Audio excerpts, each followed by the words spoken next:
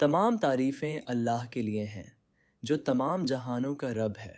हम उसी की तारीफ़ करते हैं, उसी से मदद मांगते हैं और उसी से अपने गुनाहों की माफ़ी चाहते हैं। शांति और बरकतें हमारे प्यारे नबी मोहम्मद सल्लल्लाहु अलैहि वसल्लम, उनके परिवार, उनके साथियों और क़यामत के दिन तक उनके मार्गदर्शन का पालन करने वाले सभी लोगों पर हों। प्रिय भाइयों और बहनों, अस्सलामु अलैकुम व रहमतुल्लाहि व बरकातुहू। हमारी इस श्रृंखला सूरहों को समझें में आपका फिर से स्वागत है, जहां हम कुरान के अर्थों को सरल भाषा में समझते हैं ताकि हम में से हर कोई अल्लाह के शब्दों से सही मायने में जुड़ सके। आज हम एक ऐसी सूरह पर विचार कर रहे हैं जो एक ऐसी चीज़ के बारे में बात करती है जिसे बहुत से लोग पूरी तरह से नज़रअंदाज कर देते हैं। यह एक ऐसी सूरह है जो हमें एक गहरा सच सिखाती है। इस्लाम केवल औपचारिक प्रार्थना और इबादत के बारे में नहीं है। यह समान रूप से दयालुता, दूसरों की मदद करने, अनाथों की देखभाल करने, गरीबों को खाना खिलाने और अपने दिलों में पूरी तरह से ईमानदारी बनाए रखने के बारे में भी है। यह सूरह अल माऊन है। सूरह अल माऊन एक मक्की सूरह है जो नबी करीम मोहम्मद सल्लल्लाहु अलैहि वसल्लम के मिशन के शुरुआती सालों में मक्का में नाजिल हुई थी। इस सूरह को सही मायने में समझने के लिए हमें उस समय के मक्का की कल्पना करनी होगी। वह एक अमीर और हलचल से भरा व्यापारिक शहर था। कुरैश के कुलीन नेताओं के पास बेहिसाब दौलत, बड़े कारोबार और ऊंचा सामाजिक रुतबा था। लेकिन उस चमकती हुई दौलत के पीछे एक कड़वी हकीकत छिपी थी। वह समाज लगभग पूरी तरह से कबीलाई घमंड पर टिका था। अगर आप गरीब थे तो आप अदृश्य थे। अगर आप अनाथ थे तो अक्सर आपके साथ बुरा बर्ताव किया जाता था और आपके अधिकारों को छीन लिया जाता था। अमीर लोग कमज़ोरों को नीची नज़र से देखते थे। उनका मानना था कि पैसा उन्हें दूसरों से बेहतर बनाता है। हैरान करने वाली बात यह है कि कुछ लोग सिर्फ समाज में इज्जत पाने के लिए सरेआम इबादत के काम करते थे, जबकि उनके दिल दया से पूरी तरह खाली थे। अल्लाह ने इसी पाखंड को बेनकाब करने के लिए सूरह अल माऊन नाजिल फरमाई। यह हमें यह सिखाने के लिए आई कि सच्चा ईमान सिर्फ शब्दों का मेल नहीं है, बल्कि यह इस बात से साबित होता है कि हम लोगों के साथ कैसा व्यवहार करते हैं।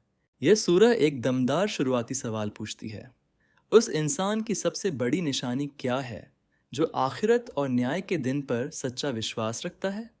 इसका जवाब आपको हैरान कर सकता है। यह केवल उनकी धार्मिक थ्योरी नहीं है, यह उनकी सहानुभूति है। आयत 8, अरय्यतल्लज़ी युकज़्जिबु बिद्दीन। क्या तुमने उस शख्स को देखा जो क़यामत के दिन को झुठलाता है? अल्लाह हमारा ध्यान खींचने के लिए एक सवाल से शुरुआत करता है, ठीक वैसे ही जैसे एक शिक्षक क्लासरूम को व्यस्त करता है। वह हमसे एक ऐसे व्यक्ति की जीवन शैली को करीब से देखने के लिए कह रहा है जो इस तरह जीता है जैसे उसके कर्मों का कोई स्थायी परिणाम नहीं होने वाला है। दैनिक जीवन में सोचिए कि हमारा व्यवहार कैसे बदल जाता है जब हम जानते हैं कि कोई हमें देख रहा है, बनाम जब हम सोचते हैं कि हम अकेले हैं। एक व्यक्ति जो वास्तव में न्याय के दिन पर विश्वास करता है, वह निरंतर आंतरिक जवाबदेही के साथ काम करता है। चाहे वह किसी व्यावसायिक सौदे पर हस्ताक्षर कर रहा हो, अपने जीवन साथी से बात कर रहा हो, या किसी ऐसे व्यक्ति से निपट रहा हो जो उसे कभी वापस नहीं चुका सकता। यह आयत हमसे पूछती है, क्या हम ऐसे जी रहे हैं जैसे हमें वास्तव में हर चीज़ का जवाब देना होगा, या हमने चुपचाप ऐसे जीना शुरू कर दिया है जैसे हमें जवाब नहीं देना है। आयत 2, फ़ज़लिकल्लज़ी यदुल यतीम। तो ये वही है जो यतीम, अनाथ को धक्के देता है।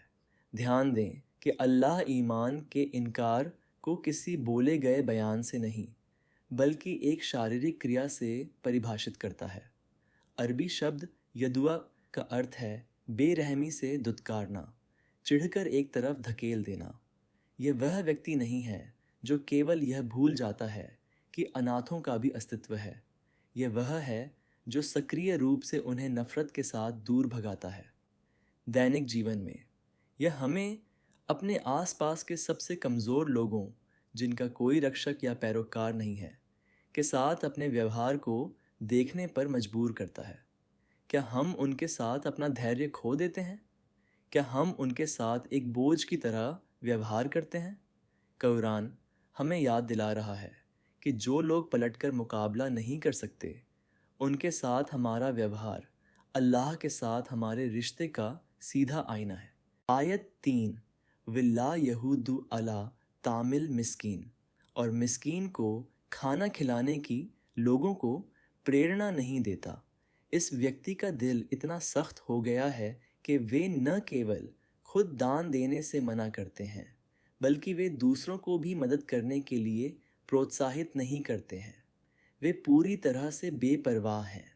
वे न तो इसकी चर्चा करते हैं, न ही राहत का कोई इंतज़ाम करते हैं, और उन्हें इस बात की कोई परवाह नहीं होती कि उनके समुदाय के भूखे लोग खा रहे हैं या भूखे मर रहे हैं। दैनिक जीवन में खुद से यह कहना बहुत आसान है, ठीक है, मैंने व्यक्तिगत रूप से कभी किसी गरीब को नुकसान नहीं पहुंचाया है, इसलिए मैं ठीक कर रहा हूँ। लेकिन यह आयत मापदंड को और ऊपर उठाती है। अल्लाह महज बेपरवाही पर अपनी नाराज़गी जाहिर कर रहा है।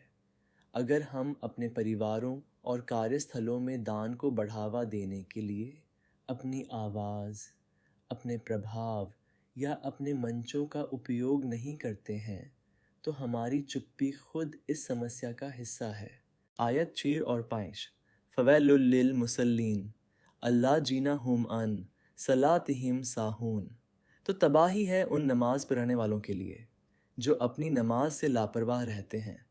यह वह आयत है जो अधिकांश लोगों को अंदर तक झकझोर देती है। अल्लाह यह नहीं कहता कि तबाही है उनके लिए जो नमाज को पूरी तरह छोड़ देते हैं। वह कहता है तबाही है उनके लिए जो नमाज तो पढ़ते हैं, लेकिन साहून, लापरवाह, विचलित, केवल खाली रस्म पूरी करने वाले हैं। उनके शरीर सिजदे में थे हैं, लेकिन उनके दिमाग अपने फ़ोन स्क्रॉल कर रहे हैं, काम के बारे में सोच रहे हैं, या बस इसे जल्दी ख़त्म करने की जल्दी में विगे हैं। दैनिक जीवन में यह अमल करने वाले मुसलमानों के लिए एक कड़ा वेकअप कॉल है। हम आसानी से अपनी बाहरी रस्मों को बेहतर बनाने के फेर में पड़ सकते हैं। सटीक मुद्रा, तिलावत के नियम, जबकि ज़रूरतमंदों के प्रति अपने दिलों को पत्थर जैसा ठंडा रहने देते हैं। प्रार्थना कभी भी दैनिक जीवन से कटी हुई एक निजी दुनिया नहीं थी। अगर हमारी नमाज हमारे अखलाक को नर्म नहीं बनाती, तो बुनियादी तौर पर कुछ गड़बड़ है। आयत 6 और 7, अल्लाह जीना हुम युराउन व यमनूनल माउन, जो केवल दिखावे के लिए नमाज पढ़ते हैं और लोगों को छोटी मोटी मदद देने से भी कतराते हैं। यह रूहानी बीमारी को दिखावा की गहरी खाई में ले जाता है। ये लोग सामाजिक प्रतिष्ठा पाने के लिए अपनी इबादत को एक प्रदर्शन में बदल देते हैं, और क्योंकि उनका ईमान दिखावटी है, सूरह उस शब्द के साथ समाप्त होती है जिससे इसे इसका नाम मिला है, माउन, जो पड़ोसी की मदद की छोटी रोज़मर्रा की चीज़ों को दर्शाता है। एक उधार लिया गया औजार, एक कप चीनी या मदद का एक हाथ, वे छोटी से छोटी दयालुता दिखाने से भी मना कर देते हैं। दैनिक जीवन में यह सूरह बेहद व्यावहारिक मोड़ पर समाप्त होती है। यह नहीं पूछती कि क्या आपने एक बहु-मिलियन डॉलर की इमारत दान की है। ये पूछती है कि क्या आप अपने पड़ोसी को एक सीढ़ी उधार देंगे, किसी आपातकालीन स्थिति में अपना वाईफाई पासवर्ड साझा करेंगे, या किसी सहकर्मी की मदद करेंगे। सच्चा ईमान रोज़मर्रा की उदारता के छोटे, बिना दिखावे वाले पलों में दिखाई देता है। सूरह अल-माउन का शक्तिशाली सबक। देखिए इस सूरह की संरचना कितनी खूबसूरत है। यह ईमान का इनकार करने वाले के बारे में पूछकर शुरू होती है। यह उस इनकार को सीधे तौर पर अनाथों के साथ दुर्व्यवहार और गरीबों की अनदेखी से जोड़ती है। फिर यह सीधे उन विश्वास करने वालों की तरफ मुड़ती है जो नमाज पढ़ते हैं।